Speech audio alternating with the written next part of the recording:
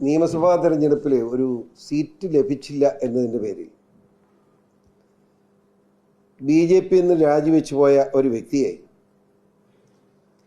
പിറ്റേ ദിവസം കോൺഗ്രസ് ചേർന്നപ്പോൾ കോൺഗ്രസ് അയാളെ ചോദിച്ചുകൊണ്ട് പാണക്കാട്ട് താങ്കളുടെ വീട്ടിലേക്ക് പോവുകയാണ്. ഇത് മനസ്സിലാകാത്തൊരു കാര്യമാണ്. അതായത് പാണക്കാട് സാദിഖ് അലി തങ്ങളുടെ വീട്ടിലാണ് പോയത്. ഈ കോൺഗ്രസ് ഇവിടെ ഒരു മതേതര പാർട്ടി എന്നാണ് പറയുന്നത്. മുസ്ലിം ലീഗിനെ പറ്റി ആ മാന്യത പണ്ട് കാലത്തുണ്ടായിരുന്നു, ഇപ്പോൾ അതില്ല.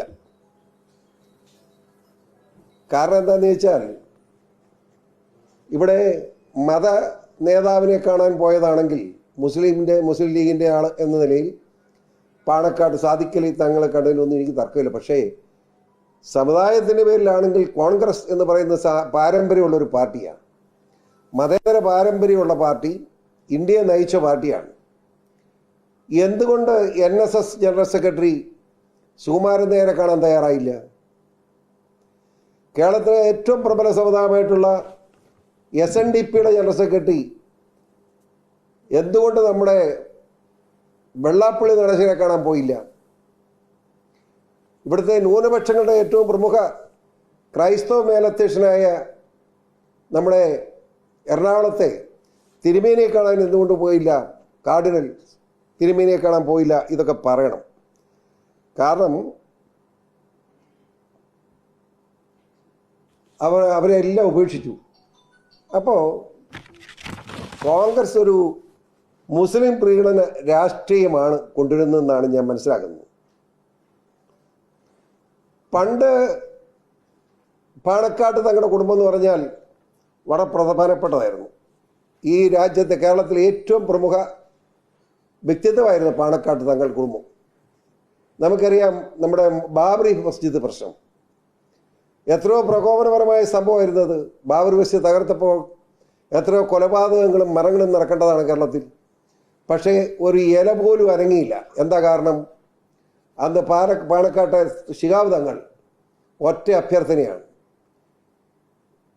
ബാബറി മസ്ജിദിൻ്റെ പേരിൽ രക്തപ്പുഴ കേരളത്തിൽ പാടില്ല, അതിന് പരിഹാരം ചർച്ചയിലൂടെ ഞങ്ങളുണ്ടാവും, നിങ്ങൾ ആത്മസംയമനം പാലിക്കണമെന്ന് അദ്ദേഹത്തിൻ്റെ നിർദ്ദേശം എല്ലാ മതവിഭാഗത്തിൽപ്പെട്ടവരും സ്വീകരിച്ചു.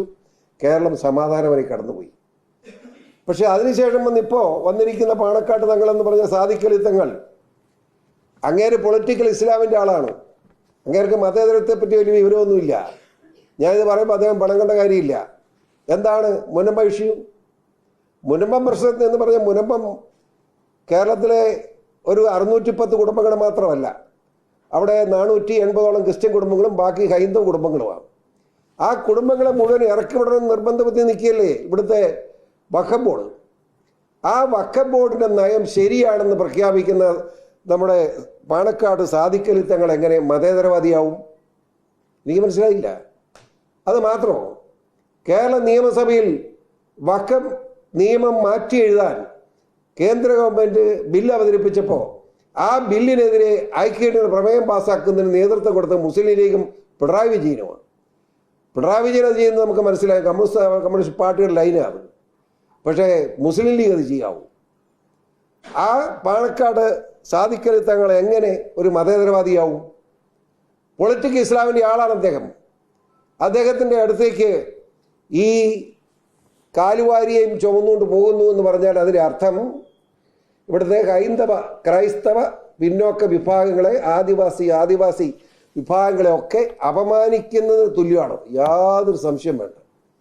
ഇത് കോൺഗ്രസ് മറുപടി പറഞ്ഞേ മതിയാവും. അല്ലാതെ കോൺഗ്രസ് അങ്ങനെയൊന്നും രക്ഷപ്പെടണ്ട. എന്തിനു പോയി എന്ന് ജനങ്ങൾക്ക് അറിയണം.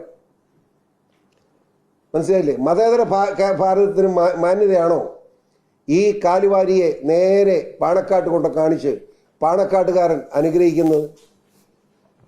വളരെ മോശമായി പോയി എന്നാണ് എൻ്റെ അഭിപ്രായം.